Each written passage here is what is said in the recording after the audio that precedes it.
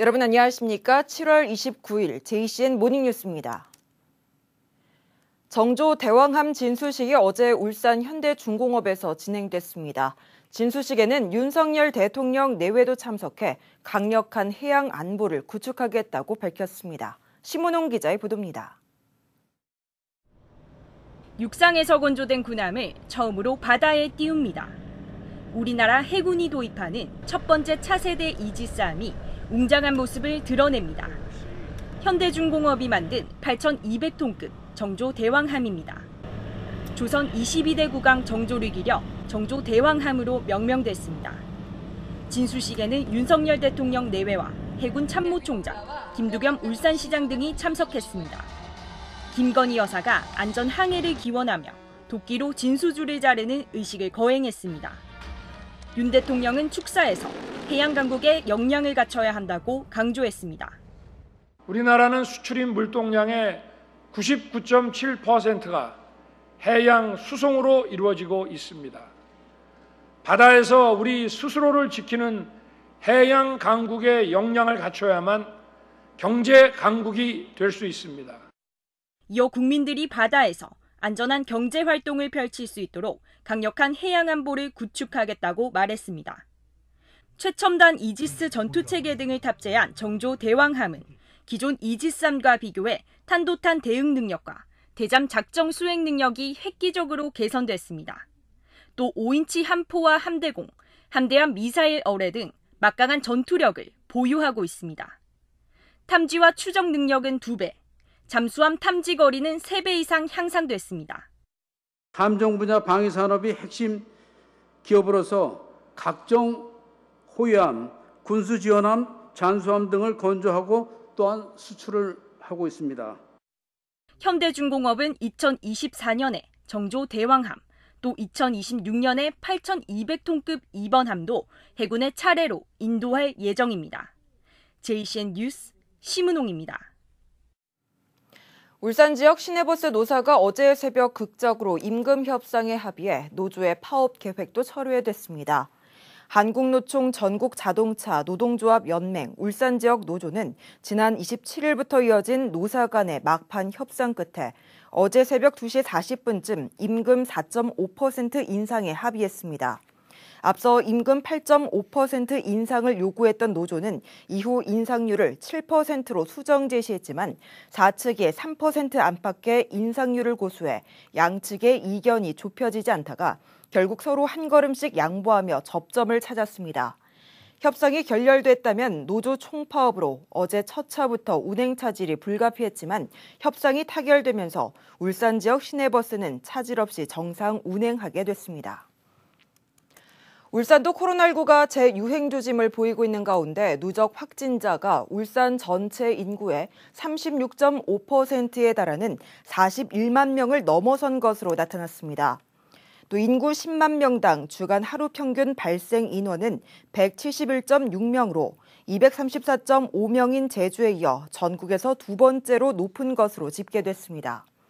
울산시는 진단검사 강화를 위해 8월 3일부터는 달동문화공원과 울산종합운동장, 7일부터는 현대자동차와 임시 선별검사소를 운영하기로 했습니다. 또 구군에서 운영 중인 보건소의 선별진료소는 주말과 공휴일에도 오후 1시부터 4시까지 운영하기로 했습니다. 지난해 울산의 인구 감소율은 1.3%로 전국에서 가장 높은 것으로 나타났습니다.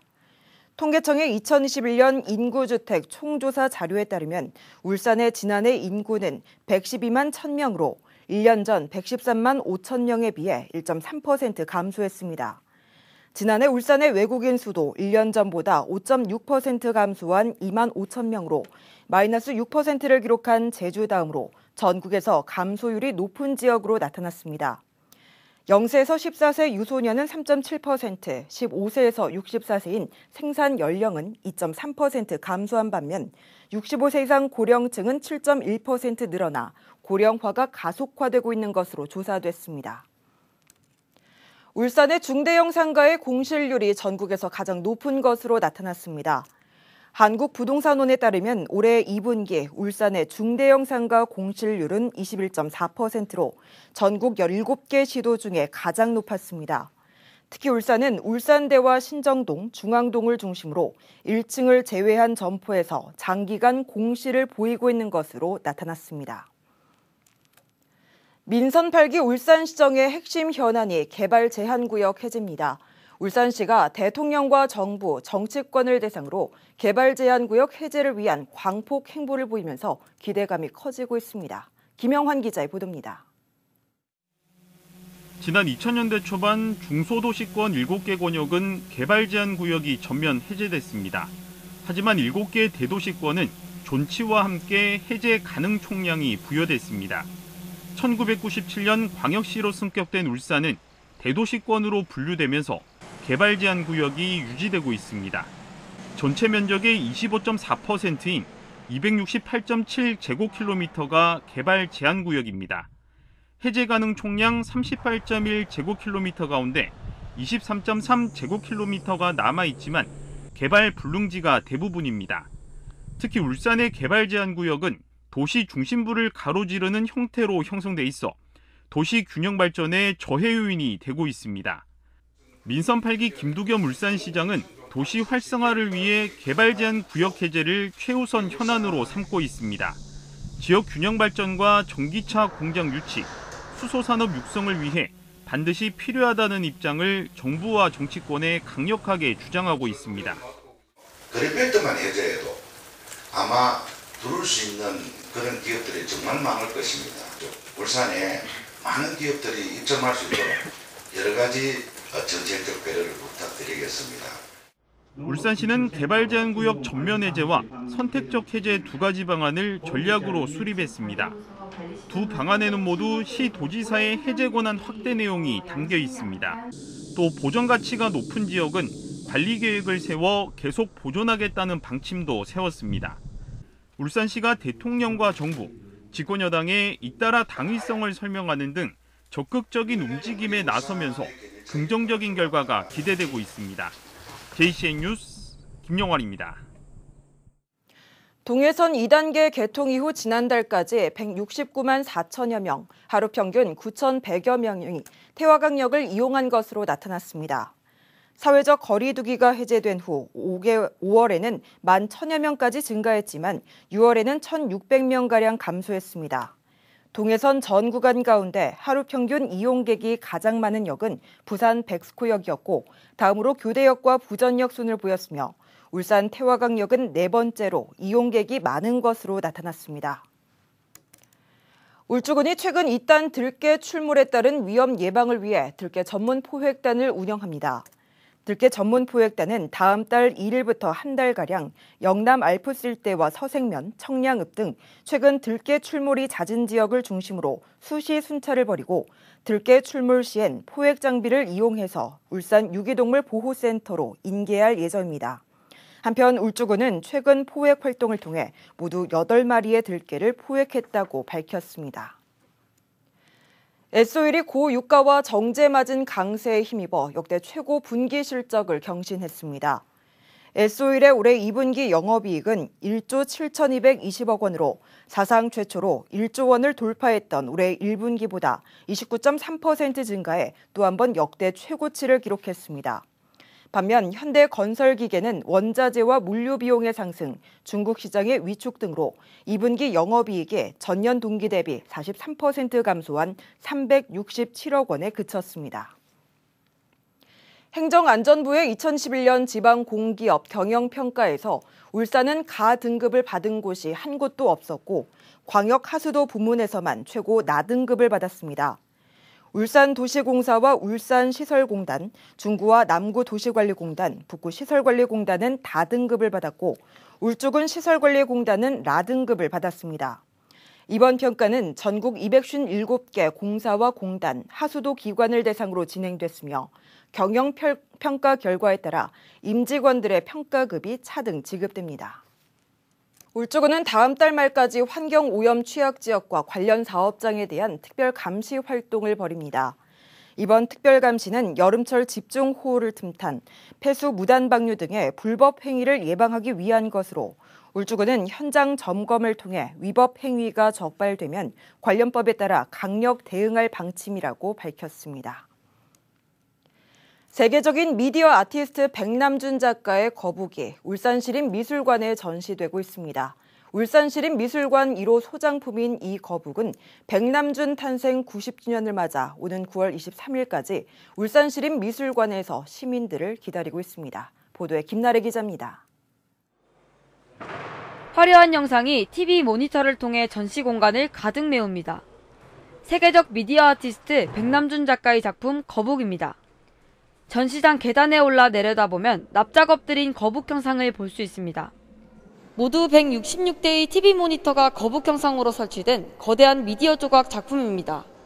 울산시립미술관이 백남준 탄생 90주년을 맞아 특별기획전을 마련했습니다.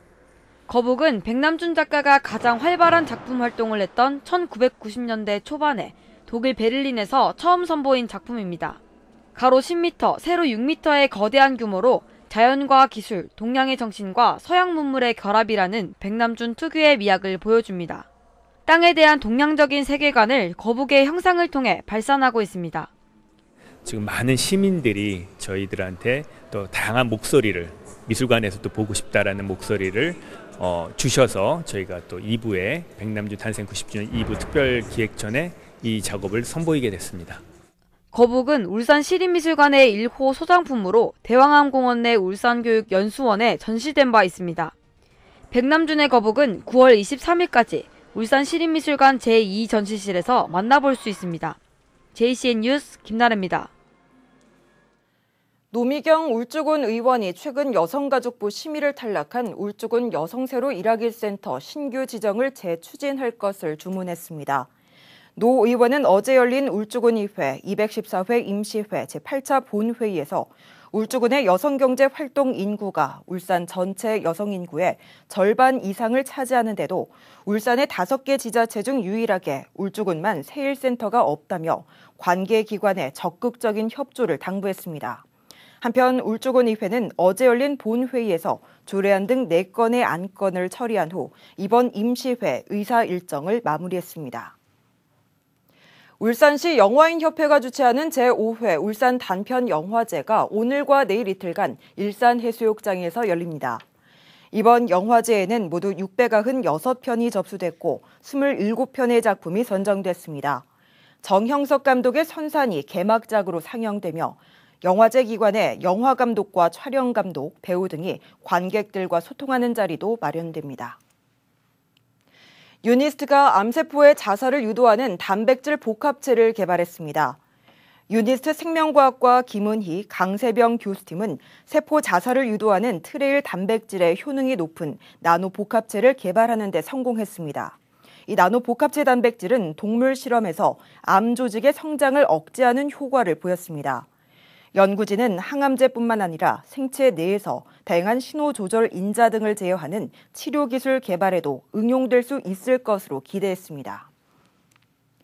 탈해굴산 시민공동행동은 어제 기자회견을 열고 고리 2호기 수명 연장 시도와 관련해 울산시와 구군이 적극 대응할 것을 촉구했습니다.